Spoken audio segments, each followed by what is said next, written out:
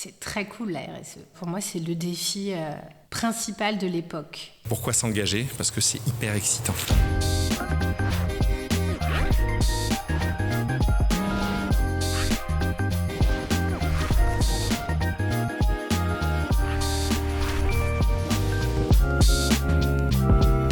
Bonjour à tous, bienvenue dans ce nouvel épisode de Pourquoi c'est cool la RSE.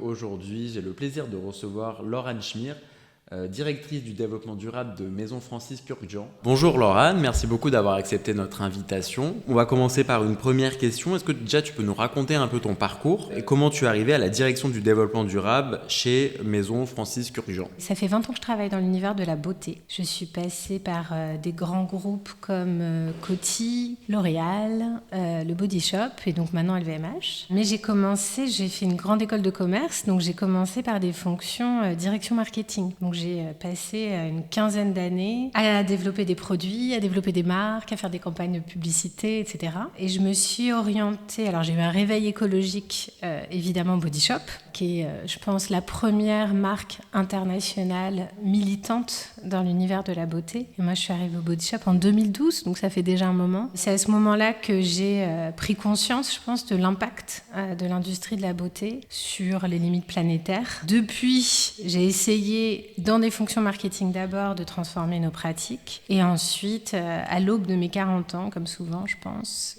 j'ai décidé de me spécialiser. Donc, j'ai fait 1 an de formation en direction durable à Centrale Supélec. Et c'est comme ça, après mon diplôme, que je suis arrivée chez Maison Francis Kurkdjian en tant que directrice développement durable. Et j'ai laissé tomber le marketing. Est-ce que tu peux nous dire quelques mots sur Maison Francis Kurkdjian ? Alors, Maison Francis Kurkdjian est une maison de haute parfumerie qui a été créée en 2009, donc c'est une maison qui a 15 ans, par Francis Kurkdjian, donc qui est un parfumeur et qui est directeur artistique de la maison, et Marc Chaya, qui est notre CEO. C'est une maison qui a été créée avec l'envie de mettre le génie créatif du parfumeur en avant et surtout au cœur de la proposition. C'est un métier à la fois que tout le monde aime, la parfumerie, mais que peut-être que le grand public ne connaît pas trop. Mais c'est vrai que quand on est parfumeur dans une maison de composition, on est souvent caché. Vous ne savez pas forcément quel est le parfumeur derrière le parfum que vous portez. Vous connaissez la marque, mais vous ne connaissez pas le parfumeur. Et donc Maison Francis Kurkdjian, c'est la marque d'un parfumeur. Donc c'est une marque qui ne répond pas à des briefs marketing. C'est d'abord l'inspiration,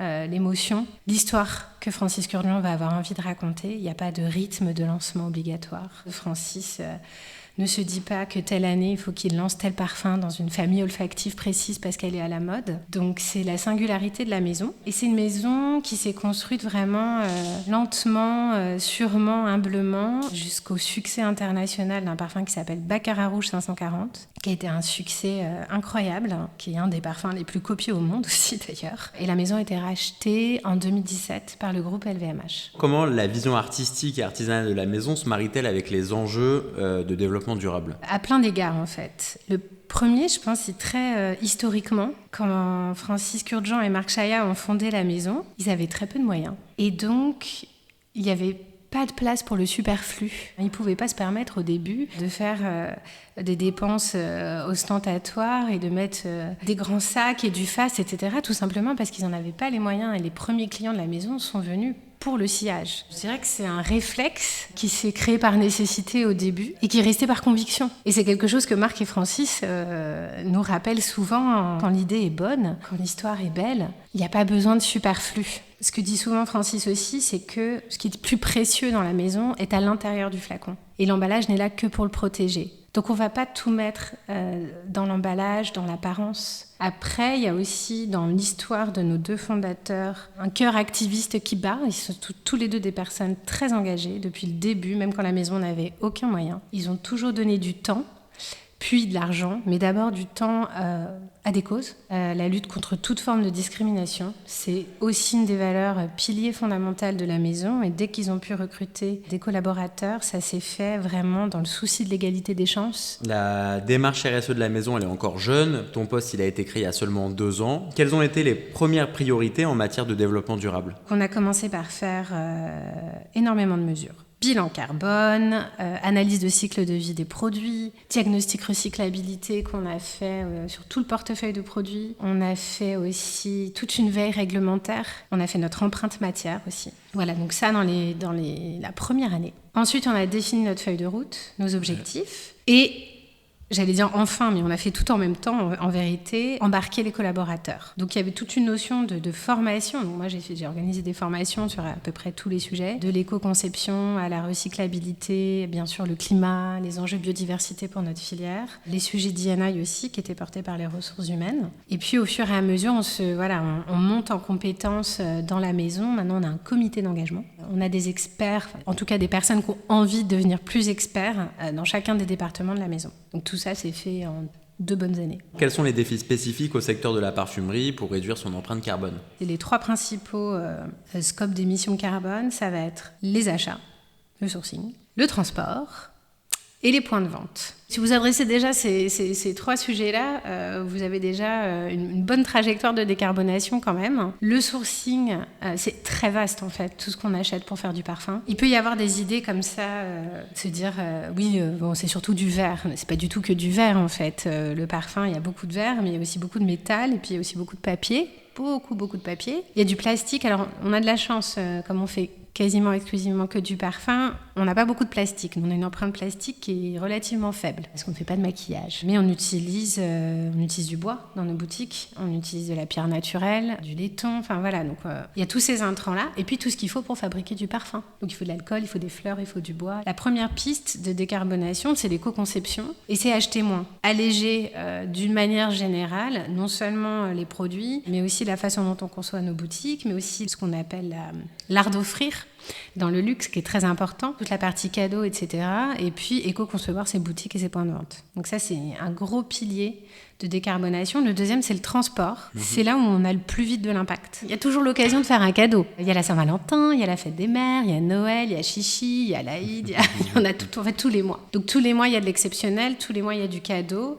Et donc, on peut avoir tendance à recourir un peu trop au transport aérien, parce qu'il faut aller vite. C'est une industrie où il faut aller vite. Et puis les points de vente, c'est ce que je disais, les points de vente, les sites d'une manière générale, c'est notre performance énergétique. On a des boutiques, on a des points de vente, on a évidemment des bureaux. Alors nous n'avons pas d'usine, mais si je parle au global de l'industrie de la parfumerie, il y a aussi toute la partie fabrication. Donc la performance énergétique, c'est très important parce que on n'est pas toujours exemplaire. On doit engager nos fournisseurs et nos sous-traitants dans cette décarbonation. Donc on doit leur fixer des objectifs parce que nous on a quasiment que du scope 3 en fait. Ouais, voilà. Okay. Mais chez nous, dans nos boutiques, dans nos sites, on a des compteurs de performance énergétique, on peut mesurer au quotidien la performance énergétique de nos sites. On peut dire il fait trop froid dans les boutiques, on peut dire il faut faire attention à la dépense énergétique pendant les périodes d'inoccupation. On a évidemment passé nos contrats en énergie renouvelable, etc. Donc tout ça c'est des choses qu'on peut faire pour réduire l'empreinte carbone d'une maison de parfum. Et sur la partie du coup sourcing et transport, qu'est-ce que vous avez pu mettre en place ? Alors sur le sourcing, honnêtement, on était déjà principalement en bateau quand même, sur vraiment la partie amont. C'est sur la partie aval qu'on utilise beaucoup d'aériens, enfin beaucoup trop.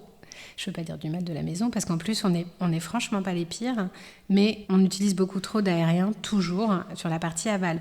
Sur la partie amont, c'est principalement de la route et du bateau. En revanche, c'est vrai que sur la partie sourcing, une partie de l'empreinte, ce sont les matières premières agricoles, et on commence à s'y intéresser. Alors, il y a beaucoup d'alcool dans les parfums, ça vous le savez. L'alcool, c'est de la betterave, souvent la betterave des céréales. C'est de l'agriculture intensive la plupart du temps. Ça émet beaucoup de carbone. Il y a des engrais azotés pour assurer les rendements, pour que les prix restent bas. Et ça fait partie de notre feuille de route décarbonation, de sourcer des matières premières agricoles, agroécologiques, qui sont moins émettrices en carbone. Et par ailleurs, il y a d'autres effets positifs à l'agroécologie, c'est aussi qu'elles sont beaucoup plus respectueuses des sols et de la santé des agriculteurs, ce qui est aussi très important. En tant que maison appartenant au groupe LVMH, comment s'articulent vos engagements avec les objectifs du groupe, notamment le programme Life 360 ? Il y a 4 piliers dans Life 360 qui sont tous intégrés à une stratégie.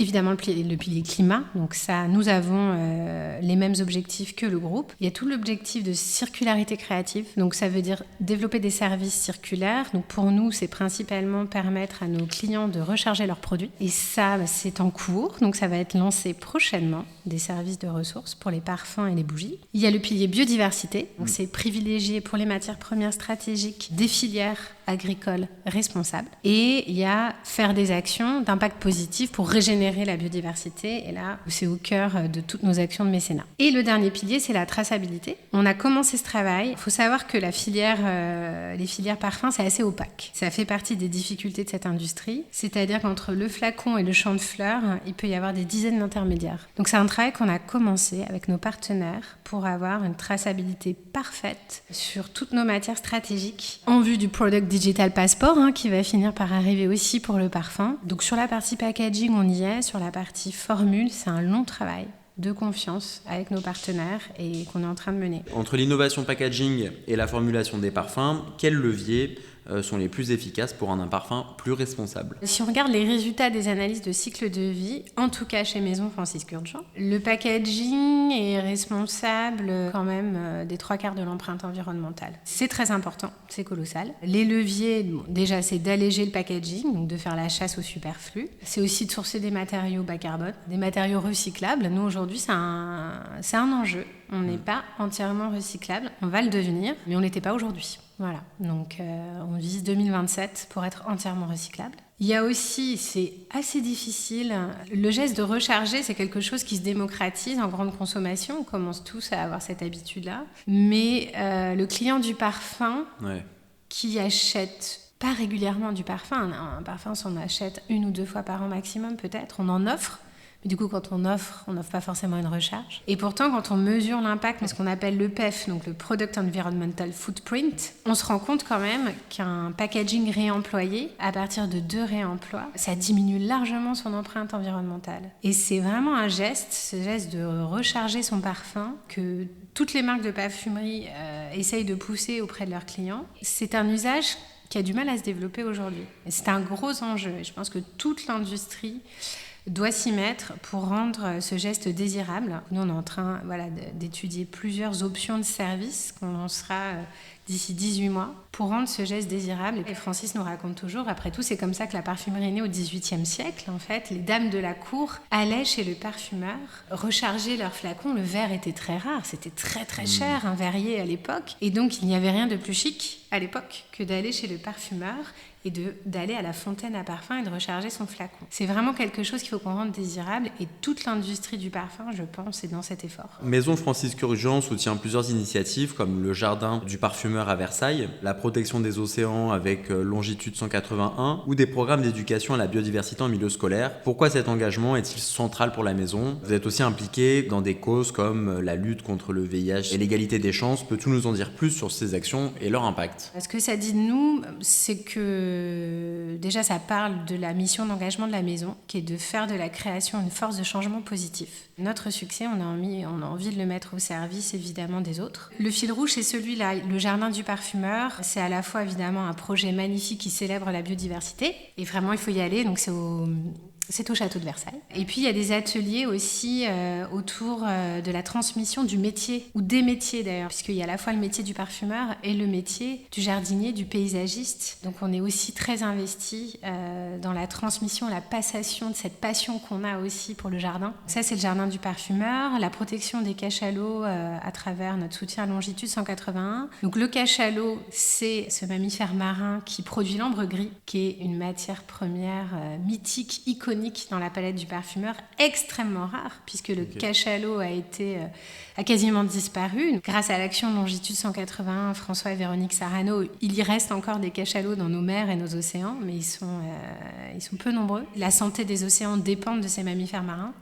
L'océan, c'est 90% des absorptions de carbone. Si les cachalots disparaissent, il n'y a plus de phytoplancton, on n'absorbe plus le carbone, on produit moins d'oxygène. Il y a toute une chaîne, en fait, c'est ce lien aussi qu'on essaye de communiquer entre la préservation d'une espèce marine et en fait la préservation de l'homme et de ses conditions de vie sur Terre. Il y en a plein d'autres. Avec Reforestation, on est plus sur l'adaptation et le soutien des populations qui souffrent du changement climatique. Donc on a d'un côté un projet au Maroc, 2 projets au Maroc maintenant d'ailleurs, auprès vraiment de nos filières. On a un projet agroforestier dans une ferme qui fait de la floriculture, qui est un de nos fournisseurs, dans une région où il ne pleut quasiment plus, donc où il est très important de venir nourrir les sols, créer de l'ombre, protéger les fleurs des vents asséchants, donc c'est à ça que servent les arbres qu'on plante là-bas. Et ça préserve aussi tout simplement les revenus économiques de toute une région qui dépend de la culture des fleurs. Et de l'autre côté, donc à Paris, on a un projet donc, de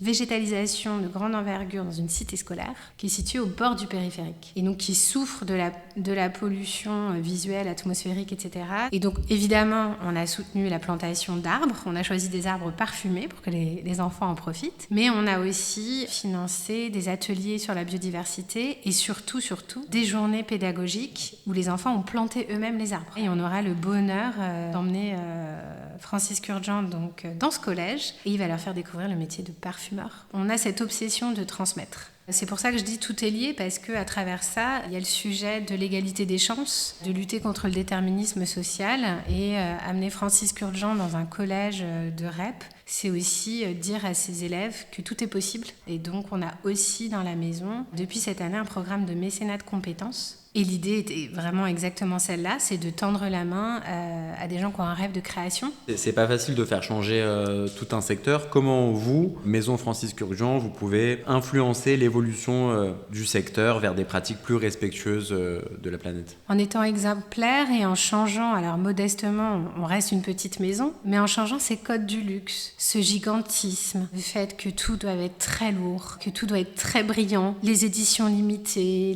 la frénésie de lancement, etc. Là-dessus, on a la chance, effectivement, de n'avoir pas complètement joué ce jeu de toute façon dès le départ. Ce jeu du lancement, des collaborations, des éditions limitées, etc. Donc on n'est pas intoxiqué à ça.